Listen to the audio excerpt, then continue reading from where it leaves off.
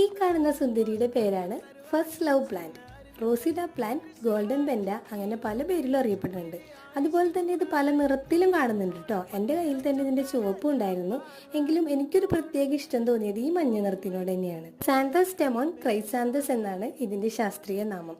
വിദേശ രാജ്യങ്ങളിലേതുപോലെ തന്നെ നമ്മുടെ നാട്ടിലും ഇത് നന്നായിട്ട് വളരുന്നുണ്ട്. ശരിക്കും ഒരു ചെറിയ മരത്തിൻ്റെ വലുപ്പത്തിലൊക്കെ ഇത് വളർന്നു വരും കേട്ടോ. ഞാനിതൊരു ചട്ടിയിൽ വെച്ചിട്ടാണ് ഈ ഒരു വലുപ്പത്തിൽ നിൽക്കുന്നത്. എല്ലാ കാലാവസ്ഥയിലും ഇത് നന്നായിട്ട് പൂവിടുമെങ്കിലും എനിക്ക് കൂടുതൽ തോന്നിയിട്ടുള്ളത് മഞ്ഞ് സമയത്താണ് ഇത് കൂടുതലായിട്ട് ഭംഗിയിൽ വലിയ പൂക്കൾ ഉണ്ടാവുന്നത് എന്നാണ്.